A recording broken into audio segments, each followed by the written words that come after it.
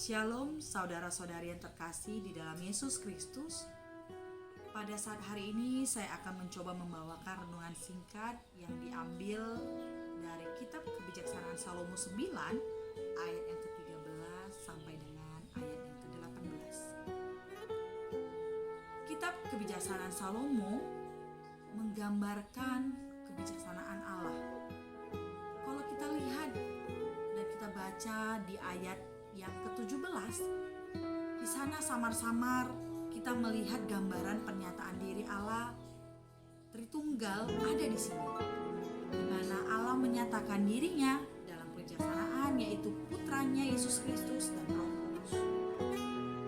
Kebijaksanaan Allah ini dapat kita hubungkan dengan salib sucinya, sebab dengan salib sucinya Yesus menyatakan kebijaksanaan Allah yang tertinggi, keadilan, dan kasih yang sempurna. Sabda Tuhan memimpin kita untuk kita semakin menghidupi misteri salib, yaitu agar kita senantiasa mau mati terhadap dosa dan mau memberikan diri kita kepada Tuhan dan sesama. Ada sebuah cerita singkat, perenungan sederhana dari kisah seorang anak, di mana seorang anak ini memiliki sikap yang kurang baik. Dalam kesehariannya dia nakal, suka bicara kasar, suka tidak taat kepada orang tua, malas, dan suka cakap kotor. Ibunya selalu mendoakan anaknya ini agar dia mau bertobat.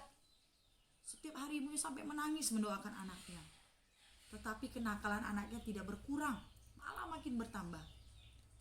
Suatu ketika, ibu ini didatangi oleh pengurus gereja, lalu memberikan saran kepada ibu ini agar ibu ini membuat sebuah gambar anaknya yang besar untuk ditempel di ruang tamu. Dan ketika anak ini nakal, ibu ini memaku satu paku di gambar anaknya. Lihat reaksi anakmu, apa yang terjadi nanti. Si ibu ini pun bergegas pergi, lalu mencetak foto gambar anaknya, lalu menempelkan di ruang tamu. Ketika anak ini pulang sekolah, dia heran melihat fotonya ada terpampang besar di ruang tamu. Lalu ketika dia mesti melamun, tiba-tiba ibunya manggil, "Nak, tolong mama dong, bantuin mama antar surat ke pengurus stasi." Anaknya langsung cetus jawab, "Gak mau, mama, malas, baru pulang sekolah capek." Ibunya coba membujuk, "Tolong dong mama, nak, mama lagi sibuk nih di dapur, masak, ini penting." Terus anaknya langsung jawab, "Gak mau, males, ma, capek, mama aja." Diam, dengan hati yang sedih, ibunya ambil paku ke dapur, lalu memaku satu paku di gambar anaknya. Tanpa berkata apa-apa, ibunya melakukan hal tersebut. Si anak heran dengan apa yang dilakukan ibunya. Lalu seketika itu, apa yang dilakukan anak ini, apa yang nakal, perbuatan nakal, ibu ini akan memaku satu paku di gambar anaknya. Apa yang terjadi seketika itu pun gambar anaknya yang tadinya bagus lalu penuh dengan paku. Anak ini melihat bahwa gambarnya udah jelek. Dia bilang kepada mamanya, "Mah, gambarnya jelek, penuh dengan paku, lepasin dong mah pakunya satu-satu." Tapi mamanya bilang gini, "Ketika kamu melakukan satu perbuatan baik, maka pakunya itu akan mama cabut satu." Lalu si anak ini mencoba melakukan perbuatan baik.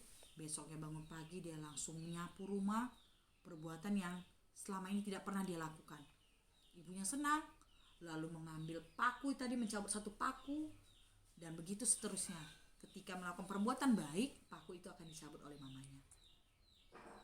Ketika paku itu udah habis, gambar itu udah kelihatan jelek karena ada bekas lubang paku di situ. Lalu si ibu mengatakan, "Nak, kita akan ganti gambar ini. Kita akan ganti gambar yang baru." Lalu si anak pun bilang, "Iya mah, gambarnya udah jelek, udah banyak lubang-lubangnya. Ganti ya mah. Aku janji gak akan buat nakal lagi biar gambarnya tetap bagus." Mamanya senang, langsung mengganti foto itu. Lalu gambar itu bersih, tidak ada paku, karena itu melakukan pertobatan.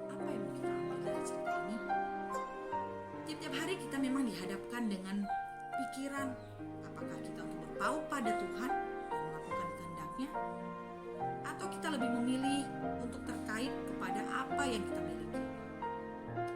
Dengan melakukan pemeriksaan batin setiap hari dan dipimpin oleh sabda Tuhan, maka kita selalu diingatkan untuk pasti memilih Tuhan.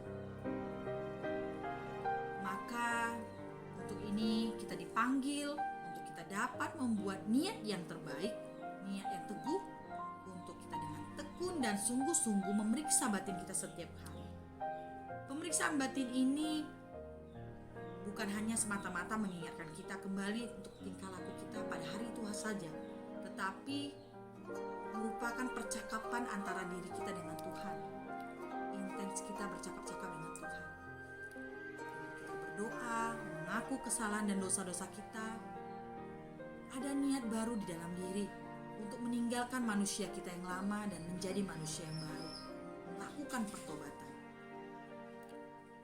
Semoga kita boleh menjadi berkat bagi sesama kita dengan memberikan contoh dalam kehidupan yang baik lewat pekerjaan kita, lewat tanggung jawab yang kita ambil dan kita laksanakan.